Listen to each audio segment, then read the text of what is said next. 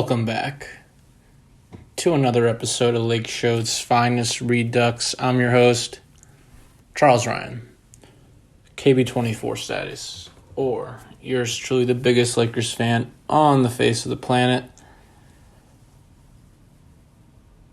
the biggest 2020 NBA champions Laker fan on the face of the entire world. I'm going to do like I've been doing recently, a player evaluation, and today's evaluation is for Rondo, who looks like he will opt out and become a free agent. It's no surprise he opted out because he would be opting into a veteran's minimum. Why would he do that? So, there's murmurs on Bleacher Report, ESPN, that maybe the Clippers would be interested. I think it's a good idea for the Clippers because Patrick Beverley is not a true point guard, and Kawhi was just pissed off about that. So that would be interesting. I don't know what the Clippers are going to do with Montrezl Harrell. Maybe Rondo will demand more money, but I think the Lakers should go after him. And it's really hard because there's been instances where teams win a championship and then a player leaves for more money elsewhere. Probably one of the most recent ones was Tyson Chandler leaving the Mavericks after the 2011 title and then heading to the Knicks. I think he went to the Knicks. Other ones, I don't know. Can't really think of too many recently. There's probably some obvious ones that I missed. But yeah, so Rondo, he's the first player in NBA history in the current NBA, before the ABA, the current NBA, to win a championship with the Lakers and the Celtics. He's a hell of a player. Playoff Rondo, he doesn't like being called that. But, he's the past 2 years in the Lakers, he's definitely had his ups and downs. The game where LeBron passed Michael Jordan in points, I remember he was pissed off and he was sitting on the bench elsewhere and throwing a frenzy. I would watch Backstage Lakers on Spectrum Sportsnet, and he'd be talking back to the coach, but this was primarily Luke Walton. This guy's going to be a coach or GM one day, guaranteed in the league. And you know what? It looked like a few years ago, after the Bulls, around when he signed with the Kings, his career was over. And you know what? He definitely rejuvenated himself. He's worth way more than the veteran's minimum. And we do have cap space. We totally do. After AD signs his 1+1 5-year max. And it looks like I was saying that AD will probably sign a 5-year max.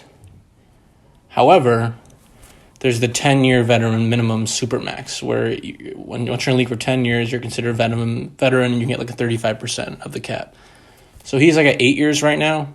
I think he was in 2011. He was drafted, or 2012. So thinking about a 1+1, and then after that, then do a supermax. So if he does 1+1, that's less money for him, which helps our cap. But right now, as it stands, we only have one player on the book. That's LeBron James, all right? Everybody else is either a player option, like AD, like KCP, like Rondo. I'm sorry, it's only LeBron James and Danny Green, sorry. Of course, Danny Green's 15 and LeBron James is $39 million. So that's $55 million, and the cap's about 110, 115. So what happens is that $55 million will probably jump to $80 million with AD's contract, and then you got $25 million to spend. Distribute to KCP should you want to sign him. I'm sorry, we also have Kyle Kuzma's $3 million. We have Taylor Horton-Tucker's rookie $1 million, but those are all small. And also we got to think about Kyle Kuzma, or maybe giving him a rookie extension. Who knows? So we do have space to sign Rondo. So Rondo's career stats, or for this season, he played 48 games. The total amount of games this year was 71. The Lakers played 71 games, of course, because it was shortened a little bit. He played 48, so he missed 23 games. He averaged 7 points per game.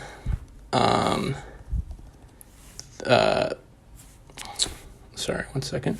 7 points a game, 3 rebounds, 5 assists. Shooting 42% from the field, 33% from 3-point field goal range, 65% from the free throw line with an effective field goal percentage of 48, and his PER was 12, and his win shares was only 1.4. Obviously, that 3-point percentage shot way up in the playoffs. It really did.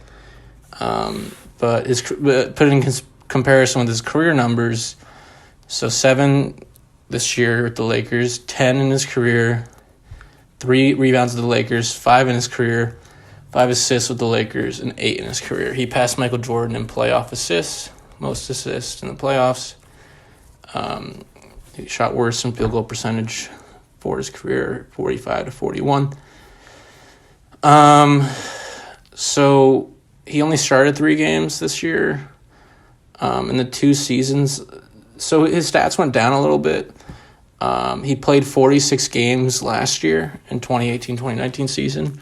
So right on the dot. However, he played 10 less minutes this year because of AD. Last year, Rondo averaged 30 minutes per game, 9 points, 5 rebounds, and 8 assists. So his assists went down, his rebounds went down, everything went down. Even his turnovers went down, which is the only good thing. But yeah, everything went down. But he went from 30 minutes to 20 minutes, and that really is just the injuries and, of course, other players sucking up time like Caruso and AD needing more minutes. But those are solid stats. Like last year when he was averaging 9 and 8, that's great. Almost averaging double-double. But those are solid stats, and he will get, I think, a lot of money. And let's look at some other cool stats I think you guys will like.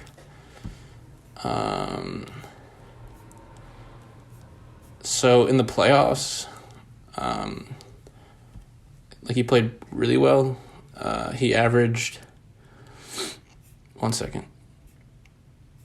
Sorry. The most points he had in a playoff game was 16 against the Heat in game 3. I'm sorry, game 2. The most assists he had was 10 in that same game when he had 16 and 10. That was a game where he really played well. He had like a, what's it called, a +7, plus minus, but that was his game, and he made several threes in the playoffs. The most threes he made was that game when he had 3 threes, but his percentage was awesome. So he played 48 games. Once again, he shot the ball in the regular season 328 times. He made 137 times. Had 140 rebounds through 48 games, 40 steals, 2 blocks in 48 games. He was much better in terms of points on the road for some reason. I don't know why.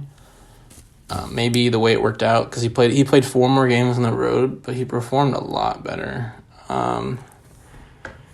He averaged 8 points on the road and 5 assists versus at home 5 points and 4.8 assists. And he had 2 more rebounds on road games.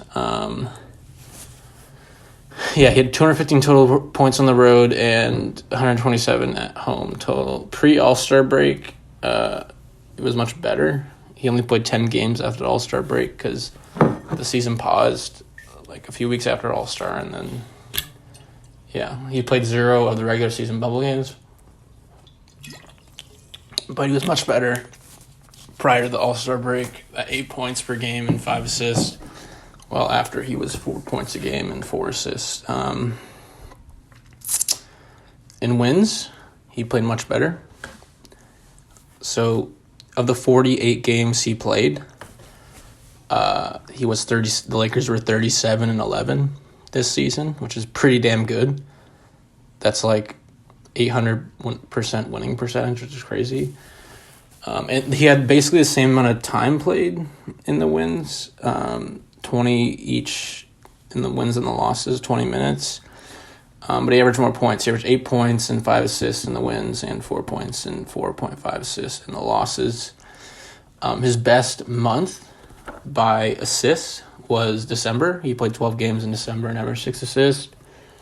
But by points, it was the first month of the season he played in November, averaging 8.4 points. By far,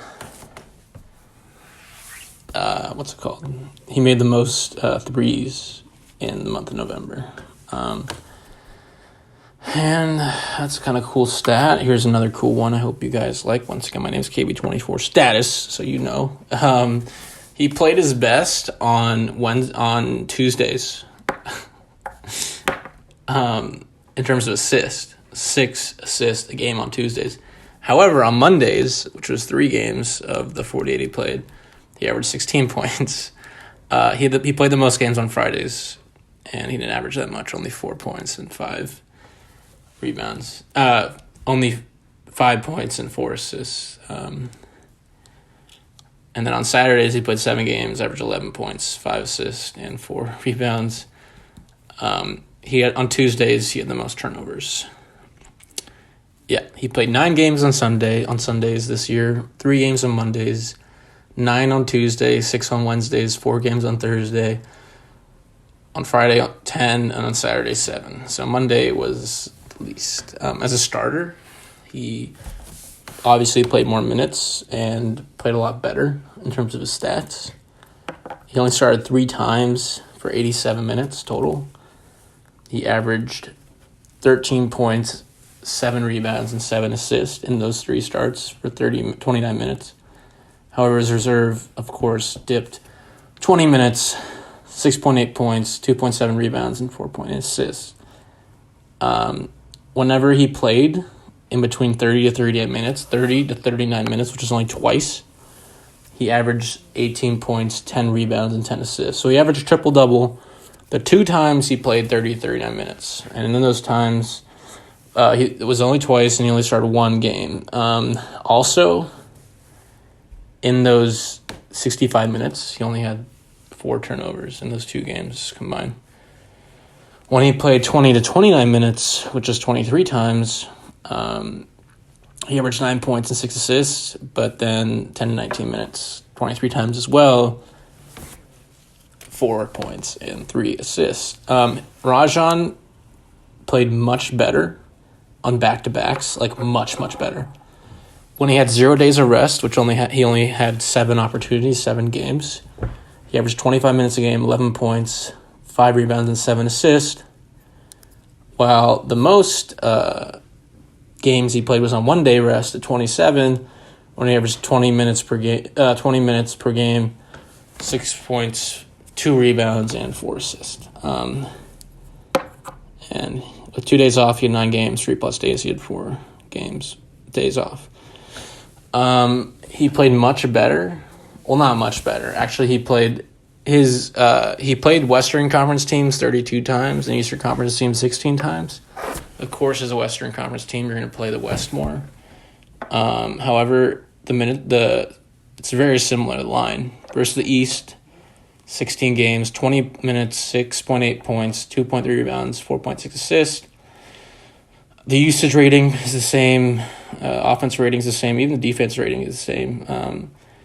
And the Western teams, 32 times, started 3 times, 20 minutes, 7 points, 3 rebounds, and 5 assists.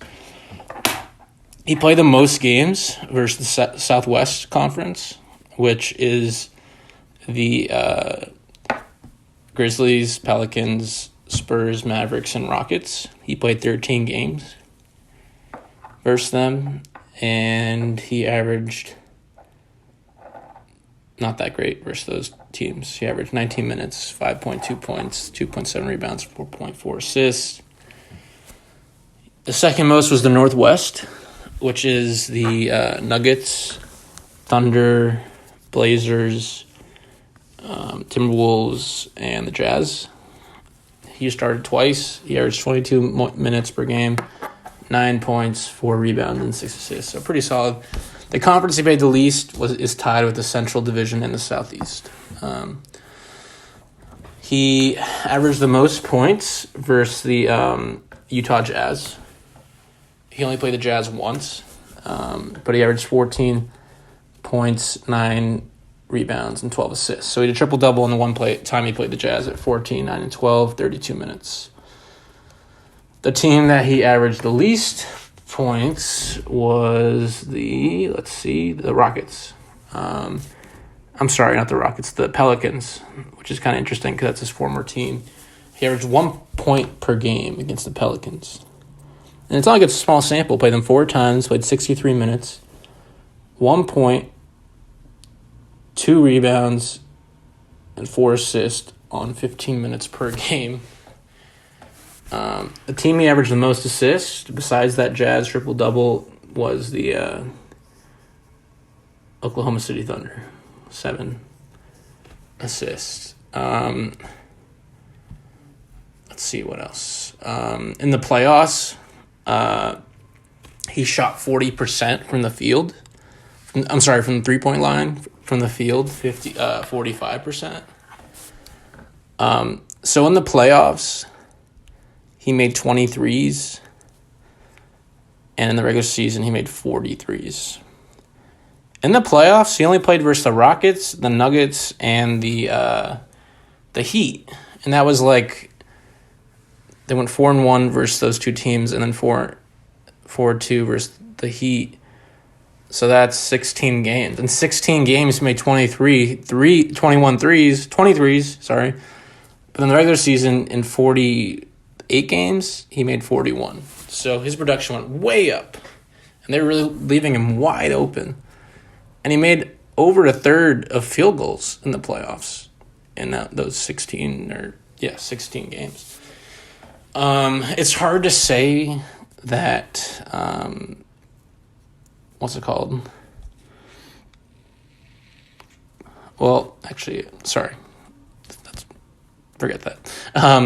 At the rim, he shot 55%, 3 to 10 feet, 40%, 10 to 16 feet, 37%, 16 to 3 point, 43%, and the 3-point line, 35%. And this is regular season, 35%.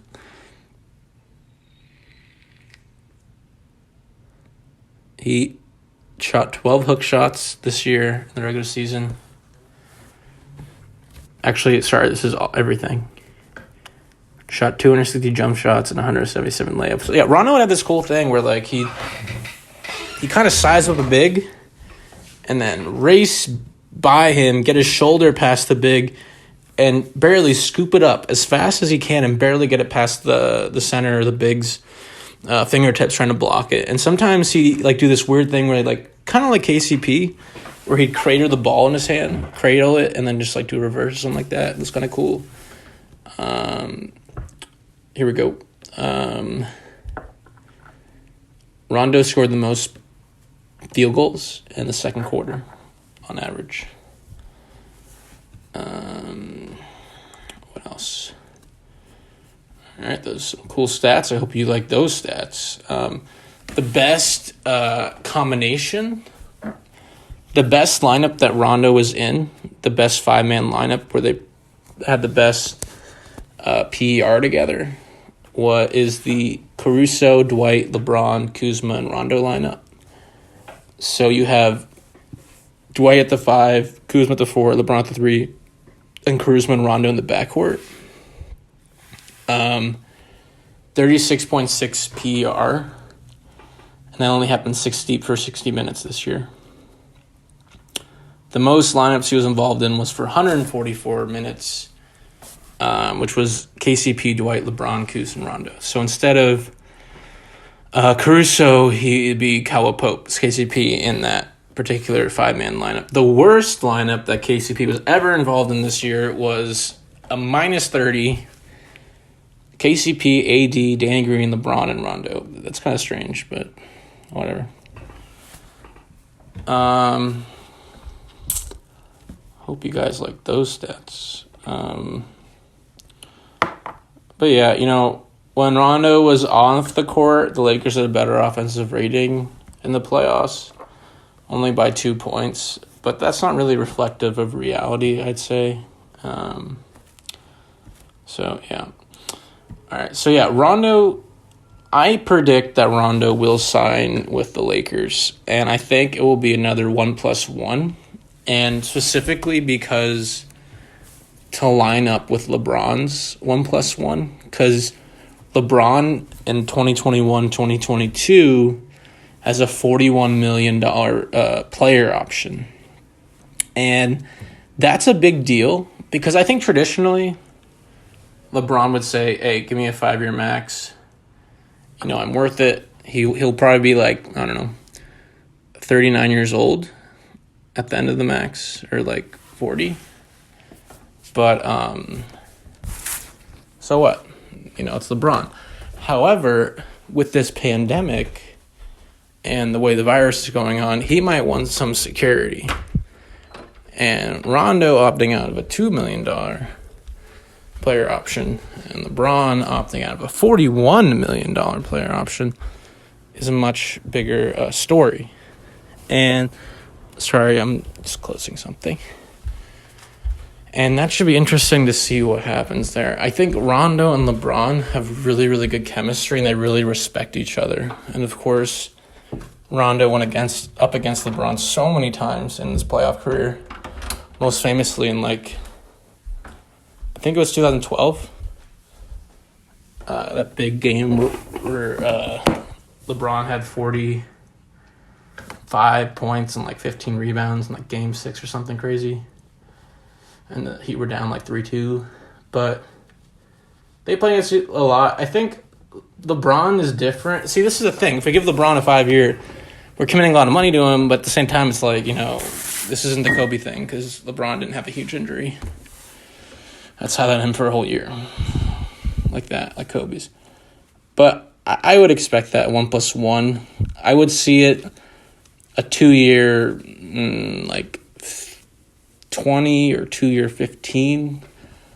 I think Rondo likes winning. But at the same time, for Rondo to be one of those people to win a championship with 3 teams, especially the Lakers and the Clippers in the same city, would be absolutely incredible. Only a handful of people have done it. LeBron, Danny Green, John Sally, and Robert Horry are the only players, I believe, to win championships with 3 teams. And him by going to the Clippers gives him a really good chance to do it. It would be fun to play against Rondo 4 times and maybe in the playoffs. But obviously I prefer him on our team. I don't think we need Quinn Cook.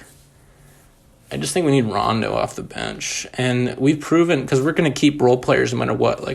We have Caruso for $2.7 million on a room exception. And then we have Kuzma's $3 million qualifying offer. So those 3 guys off the bench, Kuz, Rondo, and Caruso are 3 solid bench players to have. And all you really need is one more, maybe Dwight, to stick with Dwight again. I don't know. But we'll see. So I hope it works out. Rondo is a great player, man. He's only 34 years old. So I think he has 2 to 3 years left in him. I think it'd be great if he ends his career with us. I could see, him going back to the Celtics at the end, maybe. I don't know. But I hope he stays. All right, so that's the podcast. Rajon Rondo, please stay. We love you. In LA, I know some people really were against him. I was against him at some points because his defense was just terrible. But he proved in the playoffs, man, he could lock people down. And he did that against Jimmy Butler, man. He's like, Jimmy, I'm not giving you anything easy in the finals. I'm going to be guarding you full court, no space, no nothing, and that's what he did. So kudos to Rondo, and please stay. All right, that's the podcast. Once again, I'm KB24 Status, Charles Ryan, Kobe24 MP3, or yours truly, the biggest Lakers fan in the world. Check out my other videos. I got cool Kobe montages. I got some Kobe tributes. I got my room video. I got some other cool stuff. So head over there and subscribe. Thank you so much. Take care and peace. Talk to you guys next week.